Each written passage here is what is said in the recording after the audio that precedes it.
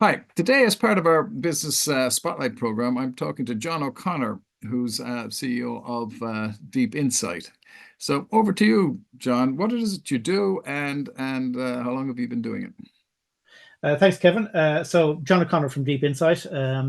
I've been CEO of Deep Insight not quite since it started, but for nearly 20 years at this stage. Um, and so, what do we do as a company? I mean, our mission is to try to help companies be more successful by being more customer centric. And what that means on a day-to-day basis is that we set up and run customer experience programs for large global B2B companies. Mhm. And most of those companies actually tend to be outside of Ireland. So we've got Air as a client in Ireland, BT as a client, Genesis, the aircraft leasing company. But the vast majority of the clients are actually either the UK or continental Europe, with the odd one in Australia or in the States as well. Primarily, and not we're an export services company. Fantastic, fantastic. Okay, and you've experienced a fair bit of growth over those years. What would you attribute your growth to? Oh, I think if I look back at it, I would say you you can't grow a company unless you're hanging on to your existing clients. You can't hang on to your existing clients unless you're delivering excellent service to them, excellent product or excellent service. And again, you can't do that without having a really excellent team. So I think it's really down to um, being pretty focused on delivering excellence all the time, Mhm. having a really strong team around you. And probably it also helps if you've got a clear understanding of who your client is. So Mhm. be quite ruthless about defining who an ideal client is and only go after those because they're the best fit for you. You can do a good job for them. And with some good people around you, you can deliver some excellent service. Fantastic, yeah, fantastic, John. Yeah, I couldn't agree more. And if you had to start from square one in business, what would you do differently, do you think? Well, I suppose I got involved in Deep Insight after leaving Accenture. So before I kind of was in the business of running my own business, I worked for a large international company. In fact, I did a couple of things with. As we were kind of saying, kind of offline beforehand, I started off working with as an engineer in a mining company, Mhm. large international mining company. But then I joined, spent about 13 years with Accenture. I think in terms of if I was to start all over again, I'd probably do it earlier. Right. I think there's a great freedom in being involved in your own business. I think it also helps though if you do have some years of experience working in kind of large organizations. It gives you a professionalism. It gives you a sense of how big companies work, and for the sort of stuff that we do in Deep Insight, those are our clients. So I feel kind of pretty comfortable in that environment. But yeah, if I was to start all over again, I'd probably do it a little bit earlier. Yeah, I could probably echo that myself as well. Um, so what have your biggest learnings been as an employer since you've been in business? As an employer, I think I probably hinted at it earlier on. It's probably the importance of having a good team. Even if you're a small company, we're a relatively small company. We've only got about 10 people, even though we have a big international global client base. Can't do that on your own. So you do need some good people around you. I think also you need to understand and be clear about the importance of sales. Sales is a pretty vital part of any organization. So while you need to deliver an excellent service, every now and again you do need to get some new clients in. So you do need to have a business development capability. So networking is important. From a deep insight perspective, we find most of our new clients actually come from existing businesses where either you extend your footprint across that account or individuals within that company move off to another organization. And we tend to follow those guys and gals around. So Right. sales for us is a lot around just nurturing kind of existing relationships. Fantastic. So and getting referrals, you get repeat business and referrals from those that development. Fantastic. Yeah. And I suppose the other side of it, of having your own business is how do you balance your personal life with the demands of running a business? Yeah, and you probably know about this as well, Kevin. It can be at times all consuming. but you do need to get the right balance. Probably the one thing I've learned is that, and I only kind of came to this relatively recently, like in the last 5 years or so, is Mm. it's this thing here, right?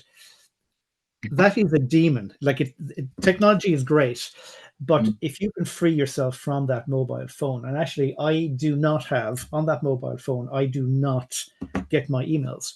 So at nighttime, once my laptop is turned down or once I'm back at home, I never check emails. Mm.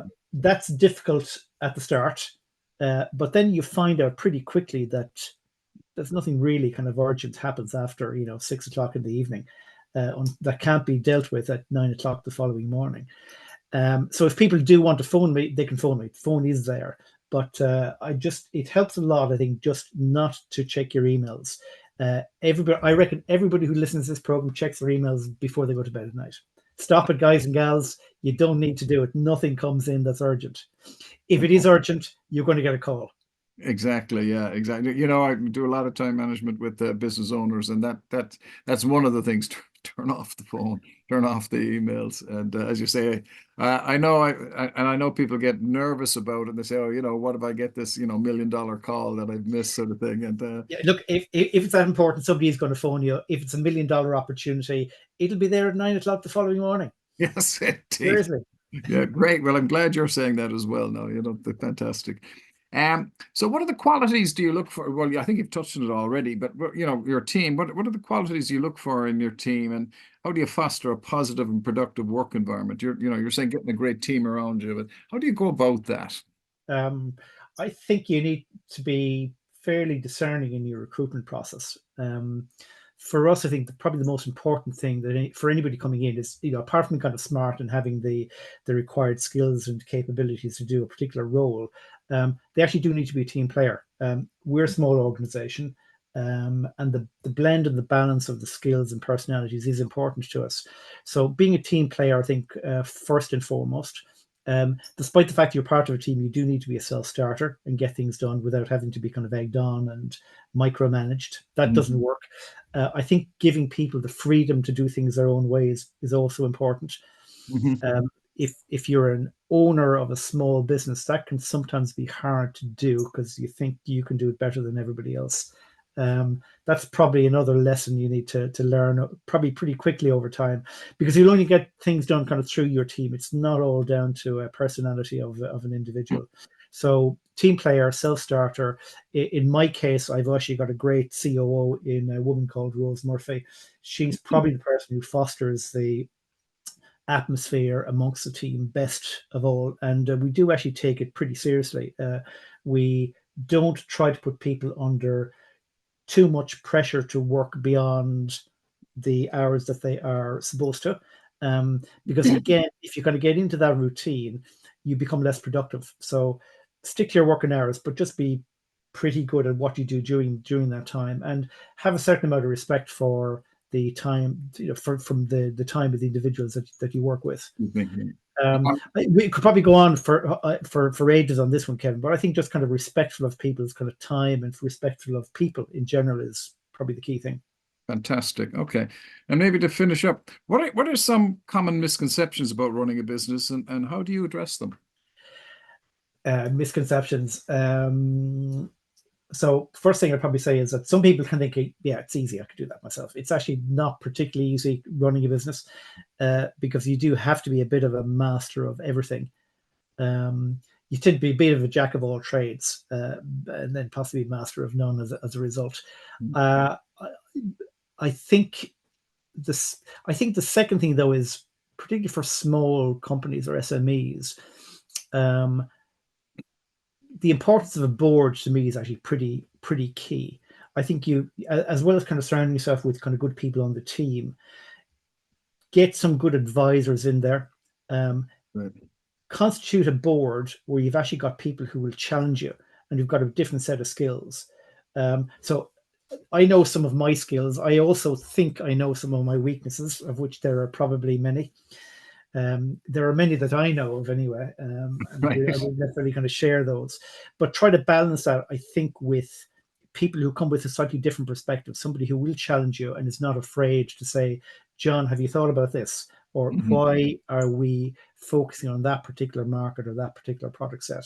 I think if you don't have people around you kind of at that board level or at an advisory level who are prepared to challenge you, you can end up going down a rabbit hole, and you can end up making some wrong decisions or some pretty big decisions which can go catastrophically wrong.